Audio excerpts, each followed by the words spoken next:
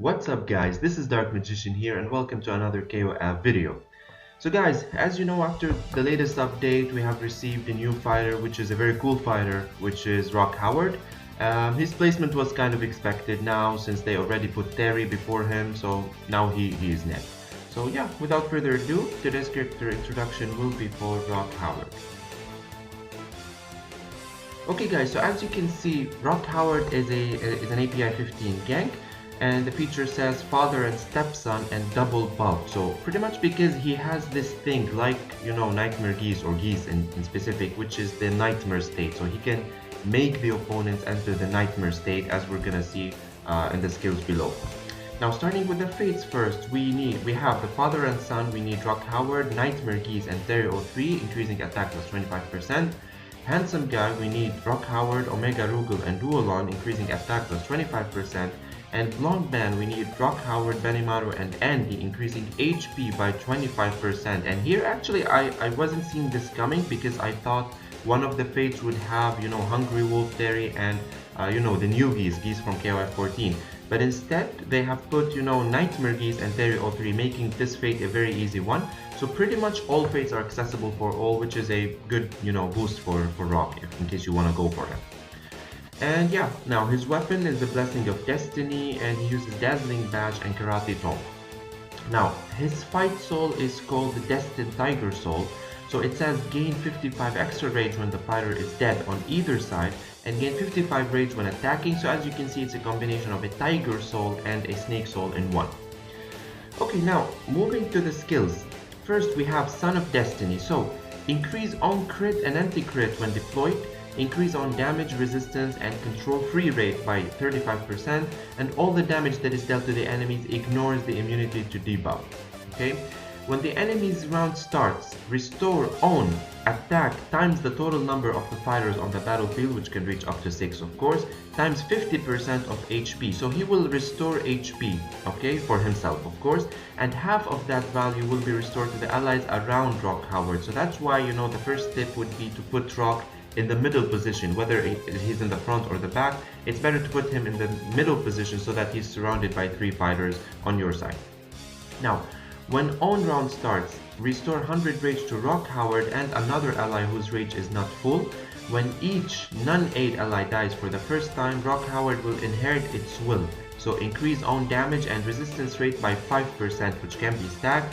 Restore HP by 15% and inherit 50% of the rage. And if you remember guys, that's what we have seen with Terry 03. So that's something similar to Terry 03, you know, in this regard.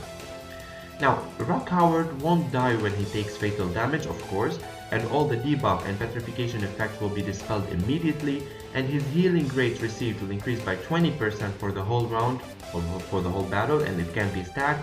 His HP will be restored by 50% and 300 rage will also be restored, and this effect can be activated twice at most, so something similar to Hungry Wolf Terry in this regard. If there's only one fighter or on side like in tournaments, the effect can be activated only once, as we can expect. So as you can see, at level 1 he increases his own crit by 15% and anti-crit by 30%. Of course it can go higher. So yeah, that's pretty much his passive. Now going to the lake element first to see what stuff increase or what additional stuff does he get after the lake element.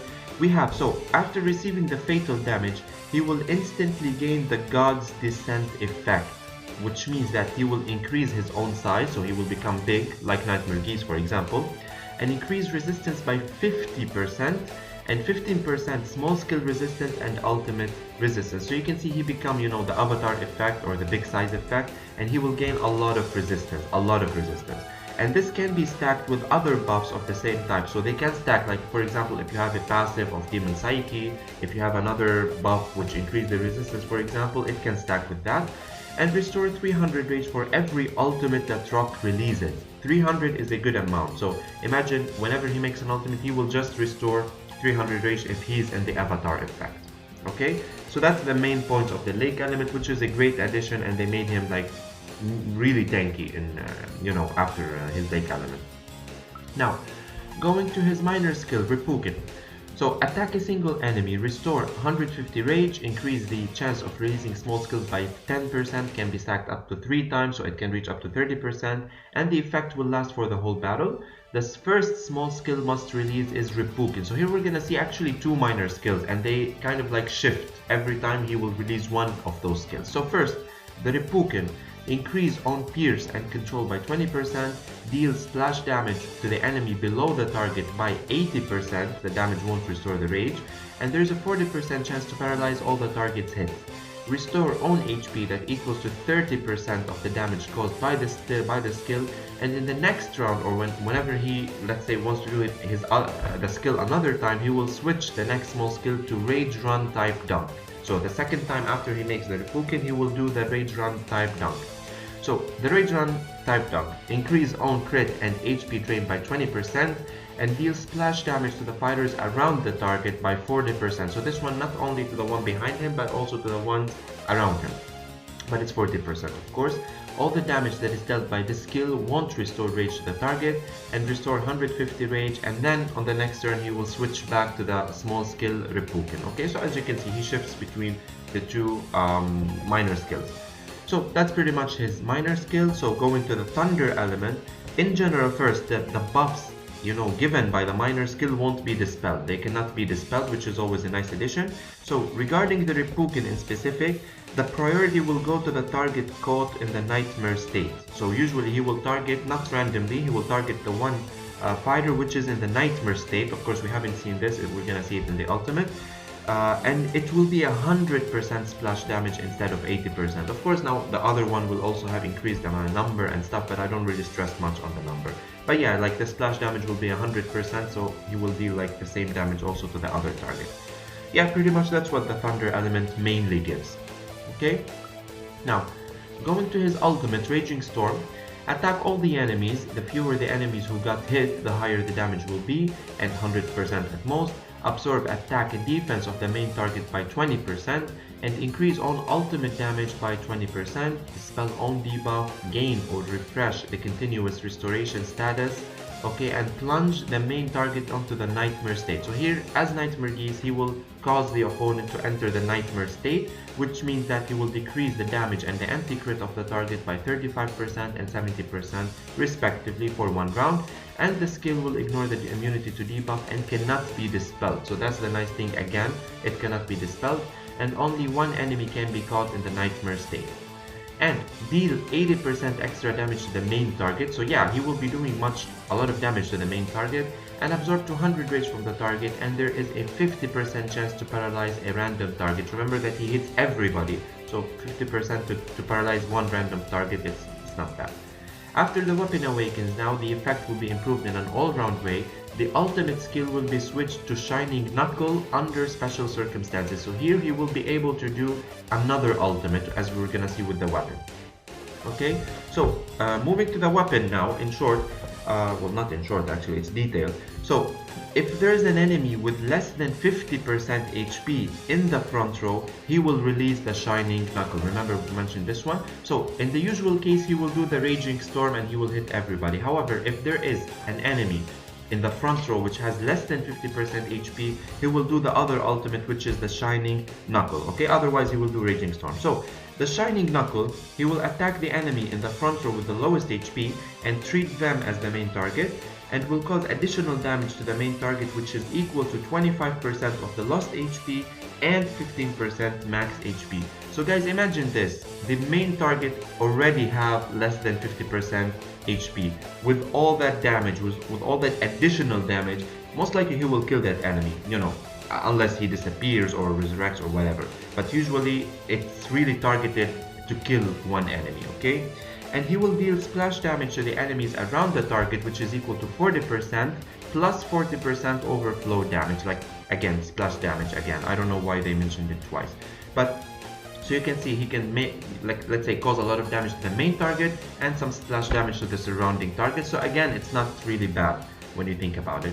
Also, the weapon can give additional effect for the Raging Storm. Okay, so the Raging Storm, he will cause 100% additional damage to the main target instead of 80%, and he will drain 300 rage from him, and the chance of causing a paralysis to a random fighter will be 70% instead of 50%. I just mentioned them just to know that also there are more additions to the Raging Storm effect as well. So yeah, the weapon is actually pretty nice as well.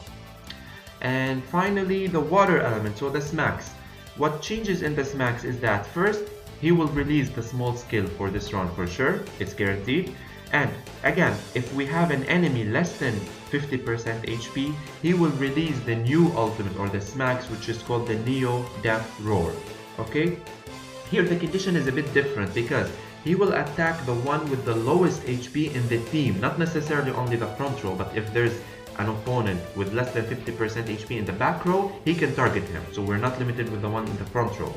He will reduce the rage of the main target by 500, of course much more rage, obtain or refresh the avatar effect, and make the next Raging Storm target a random enemy on the back as the main target, and all the damage does not restore rage. So a lot of boost. Also in a way it helps the Raging Storm to target, you know, someone in the back row.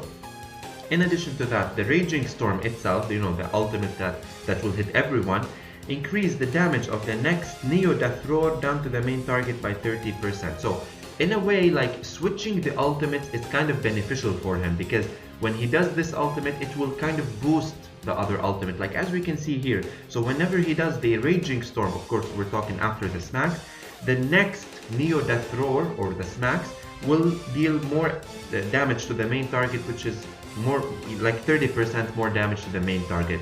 So we're talking about a lot of buffs, and pretty much that's what his water element gives to him. But I'm talking generally speaking, Rock Howard is all about buffs and buffs and buffs. So yeah, that was it regarding his water element. Is it important or not? Here I'm gonna mention one thing about Rock Howard in general.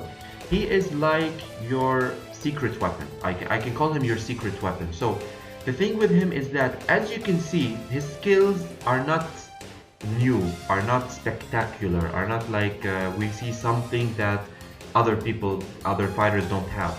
It's all the same, basic skills, nothing much, but it's just that the amount of buffs and the amount of boosts that he can receive are too insane. So that's why if he's really well built, he can be devastating, especially at this stage. So I'm gonna get back to this in a moment. So yeah, that was his skills pretty much. And just to mention his gate partners, which are Terry, Geese, and Nightmare Geese. Okay, they are fine. Nightmare Geese might be a bit challenging, but again, at this stage we started getting API 15 fragments. Hopefully one gate partner, one API 15 gate partner is better than 3, because we're all struggling with Demon Psyche. It's too annoying to have 3 API 15 gate partners, so at least one can be manageable, I guess. Okay, so the question is Rock Howard a good fighter or not? So as I was saying, guys, he is a secret weapon for your team. You can really make good use of all the buffs that he can get. Like if you can boost him as your main damage dealer, as your main fighter, the one with the highest power, give him more buffs, I don't know, with strikers, with other teammates, he can be devastating, especially at this stage of the game. But I need to mention something again, I want to mention it again, it's not that new or that special. The buffs are buffs, you know, attack, defense, resistance, rage reduction, rage restoration, stuff like that, you know. So I would expect to see him really beneficial at this stage, but I would expect at the same time not to see him surviving for a very long time.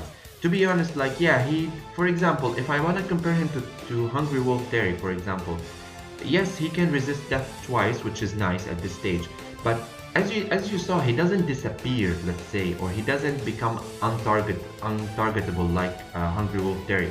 So if, let's say, we had this target that kept on targeting Rock the whole time, eventually he will die, and he's not gonna be persistent that much. Okay, so that's why I'm a bit afraid that he might not be as tanky as he should, let's say, at this stage of the game, even though he has this good survivability.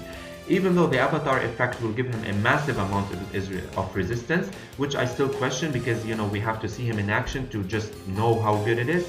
But yeah, 50% resistance, ultimate resistance, skill resistance, they should come in handy. So definitely you would expect that he will become much better after his lake element is here, okay, in terms of survivability. So that's my general comment on him. He's not really a must-have for any team, honestly, but in case you want to go for him, make sure to put your all in him, because that's the only way he can be efficient, in my opinion, okay? Front or back, again, I would recommend in the back row, because his damage boosts are too much. so you can really make good use of him as a damage dealer. At the same time, if you're lacking tanks or tanky characters, you can just put him at the front. Remember though to put him in the middle position, as I've mentioned, just to make sure he heals the allies around him as well, just to make sure of that, to make good use of that part of his passive. Okay guys, so yeah, that's pretty much it, my recommendations for Rock Howard. Now finally moving to his runes and his 5th fight soul, I would say, because he's a gank and because he's most likely a damage dealer, I would say either go for Wolf's Anger or Dragon Tiger, because he can really excel in damage, so you can really make good use of his damage. So depending on the timing of where he ultimates, Wolf's Anger or Dragon Tiger would be the best ones for him.